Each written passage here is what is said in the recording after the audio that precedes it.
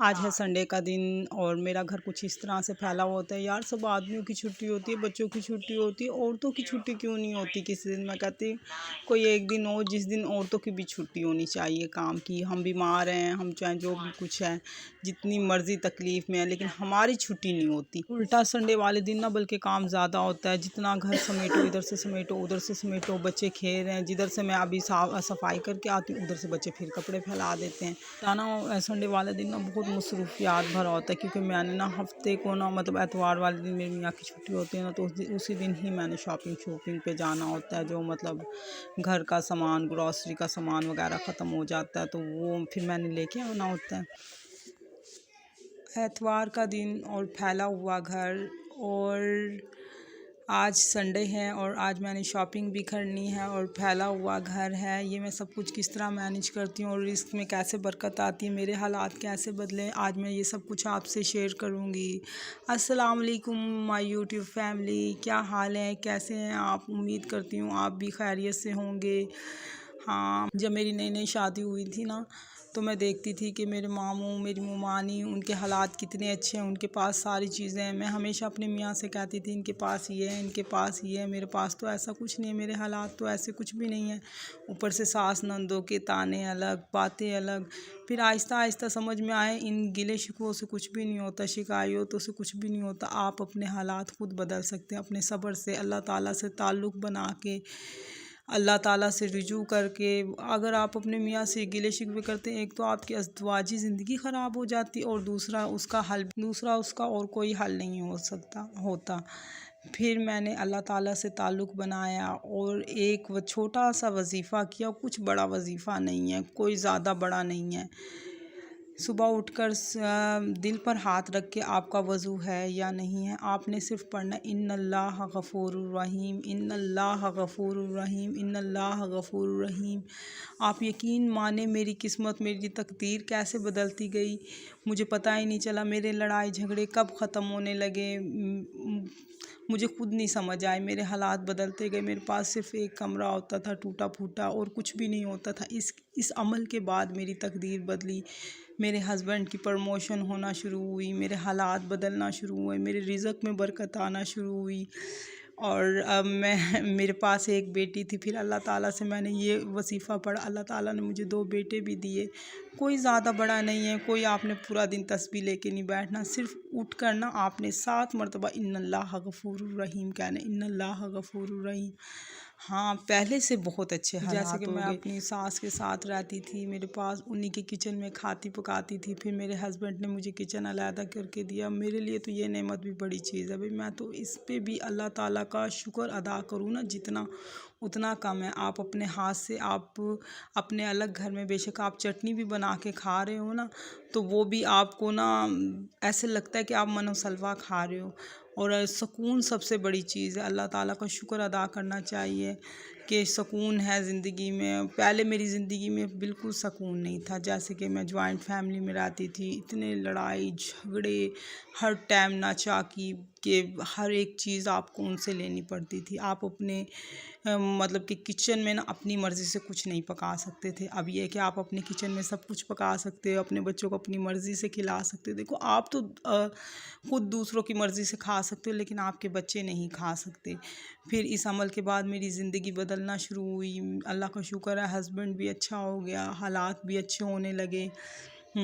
اور شکر ہے اللہ تعالیٰ کا. اب مہینے پہ چاہے جتنے بھی پیسے ہوتے ہیں لیکن اس میں برکت ہوتی ہے. آپ ہمیشہ اپنے پیسوں میں برکت مانگے، نہ کہ زیادہ کمائیں. اور ہمیشہ میاں کی شکر گزاری کرتے رہیں. تھوڑے سے پیسوں میں بھی اگر آپ میاں کی شکر گزاری کرتی رہیں گی یقین مانیں گھر کا ماحول بہت اچھا رہے گا.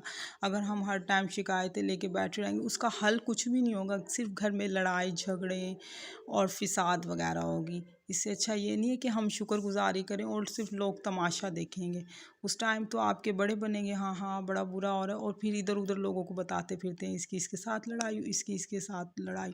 تو اس سے اچھا یہ نہیں ہے کہ ہم اپنے گھر میں آپ کے شوہر کی جتنی بھی تنخواہ ہے آپ اس میں خوش رہنا سیکھیں اور اپنے شوہر کا ساتھ دینا سیکھیں. اس کے بعد میرے پاس ایک پرس نہیں ہے، میں کہیں جاتی ہوں تو میرے پاس پرس نہیں ہوتا پیسے رکھنے کے لیے، وہ لینے جاؤں گی۔ اس کے بعد میں نے ساکس لینی ہے، میاں آفس جاتے تو ان کے پاس ساکس نہیں ہے، روزانہ صبح اٹھ کے کہتے ہیں میرے پاس ساکس نہیں ہے، اور میرے پاس مہینے کا آخر ہے، بچے ہوئے ہیں صرف 5,000 روپے۔ 5,000 روپے بھی الحمدللہ میرے لیے بہت ہیں، کیونکہ میں کبھی بھی کسی کا منہ لال دیکھ کر اپنا منہ لال نہیں کرتی، صرف ہمیشہ اپنی جیب کی طرف دیکھتی ہوں۔ جب آپ کی جیب میں پیسہ ہوتا ہے نا تو سب آپ کے پاس ساتھ ہوتے ہیں، کہتے ہیں نا جس کے پاس ہے پیسہ سارے پوچھے تو ہے کیسا۔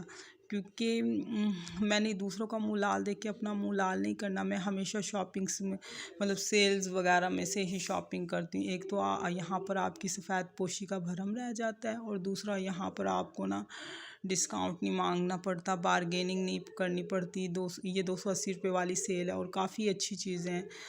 دل تو کر رہا ہے کہ ساری چیزیں لے لوں، خرید لوں، لیکن میں نے اپنی جیب کی طرف دیکھنا، اپنی سمجھداری سے کام لینا۔ آپ گھر لا کے بھی چیزیں پھینکو، اس سے کیا فائدہ ہے؟ ایک بات بتاؤ کہ ہمارے گھر میں اتنی چیزیں، اس سے کوئی فائدہ نہیں۔ آپ ہمیشہ اپنی سمجھداری سے اپنے دماغ سے کام لیا کریں۔ دل تو کہتا ہے سب کچھ خریدو، لیکن آپ نے کل کا بھی دیکھنا ہے۔ اب میرے پاس 5,000 ہے نا، اس 5,000 روپے میں سے بھی میں 2-3 ہزار روپے ہر مہینے بچا لیتی ہوں، اور میرے پاس صرف 30,000 روپے ہوتے ہیں، اور میں 30,000 روپے میں ہی سے شاپنگ کرتی ہوں، اور اسی میں سے سارا گھر خرچ چلاتی ہوں، سب کچھ کرتی ہوں۔ اور مجھے جوتوں کی بہت اشد ضرورت ہے۔ یہ دیکھیں یہاں پر بہت پیارے پیارے جوتے، اور جوتے کتنے پیارے ہیں۔ یہ 280 کی سیل میں نا 380 کا مطلب جوتا لگے ہوئے ہیں، بہت پیارے پیارے ہیں، بہت خوبصورت ہیں۔ مجھے تو یہ 280 کے ہی لگے ہیں، سوری 380 میں نے بول دی، 380 کی گھڑی ہے تو نا۔